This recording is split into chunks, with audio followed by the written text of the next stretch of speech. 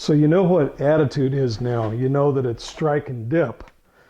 The things that geologists do the most is they go out in the field. And when they go out in the field, they have to rely on maps. And so we often use topographic maps or quadrangles in order to do our work. And so every map that you ever see is always going to have a scale. And in this case, this may be 1 mile or we always use kilometers these days in the scientific world. So you would use kilometers perhaps here as well. So that's 1.6 kilometers in a bar scale right down here because it's shaped like a rake essentially, right? So 1 mile is that, so a half mile would be right there. And if you looked at kilometers, there may be a separate scale on there, something like that, and it would be marked off in maybe 100-meter segments and so forth. But anyway, there's always going to be a scale on a map, on a topographic map.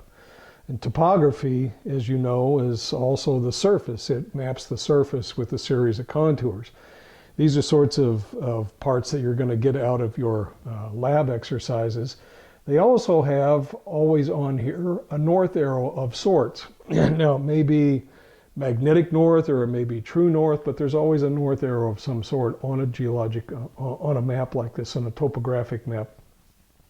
So geologists get really skilled at being able to find themselves. We take a lot of pride in being able to find ourselves on a topographic map just by reading the landscape and knowing that you're on a hill perhaps, and then you can use certain tools in order to like locate yourself. You can use bearings off in different directions and say it's so far to that, you know, such and such a direction to this mountaintop that may be over here.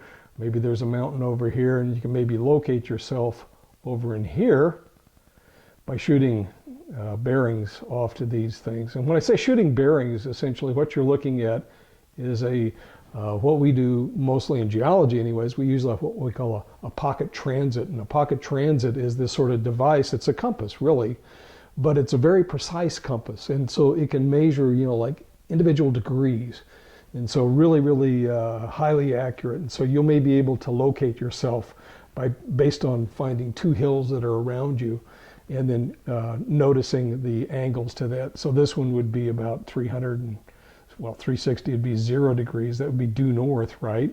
And over here, that would be somewhere like, well, 270's out this way. So that'd be about 320, 310, something like that. And so azimuth in that direction. So it's a bearing that we take, but we read it off in the degrees. And so as you know, a circle is 360 degrees. If you start at the top, that's where the 0 is.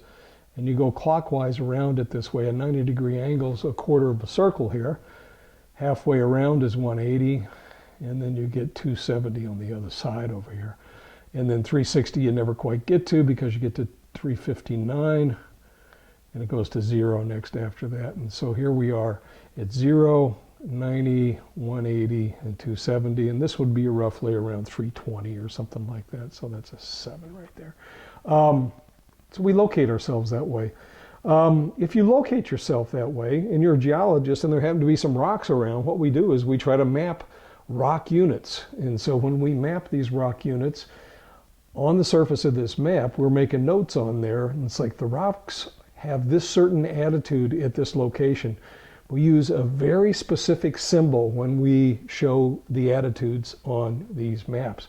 And that symbol's, I'm going to do it this way, is that right there.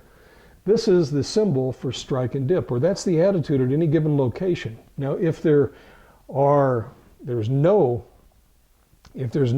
tilt to the beds whatsoever there, the strata are completely flat, we use a different symbol. We use this sort of symbol where it's got a plus sign in the middle of a circle like that, or a cross in the middle of a circle. That means it's flat. And so that means it's 0 degrees dip, essentially.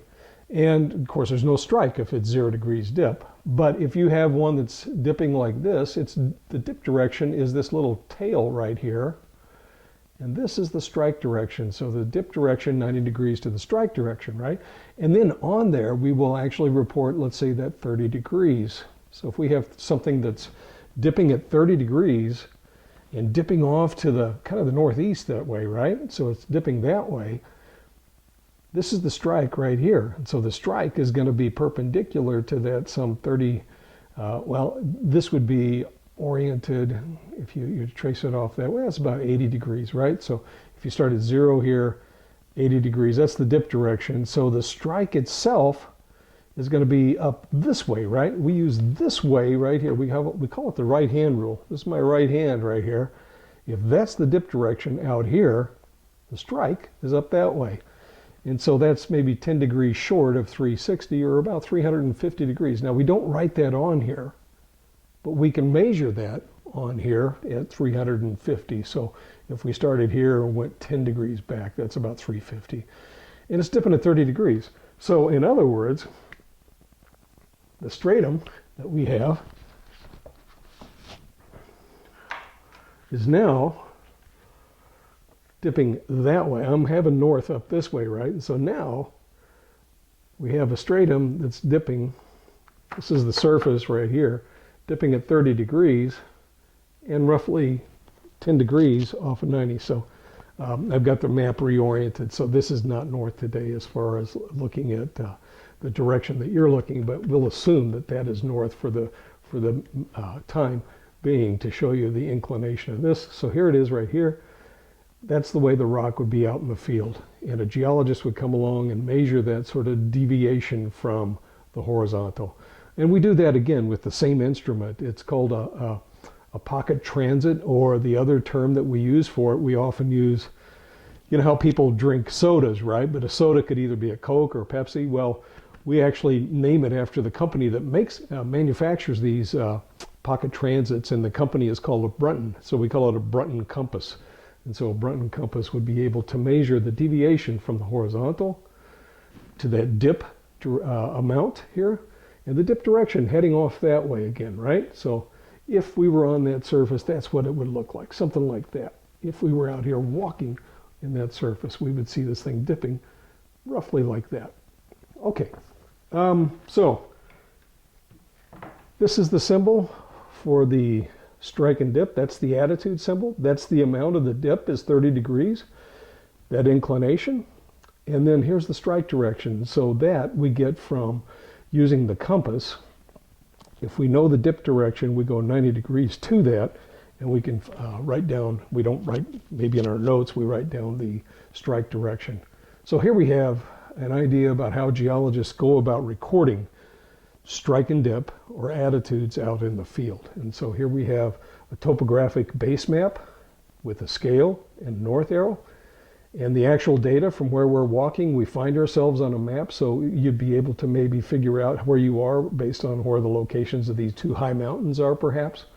And we can actually measure the rock up close and personal right there with a pocket transit. And so you can locate yourself with the pocket transit, and you can also figure out what the attitudes of the rocks are as well. So we'll go on next to looking at some more symbols, and then also what it means to have variations in the attitudes over a geologic structure.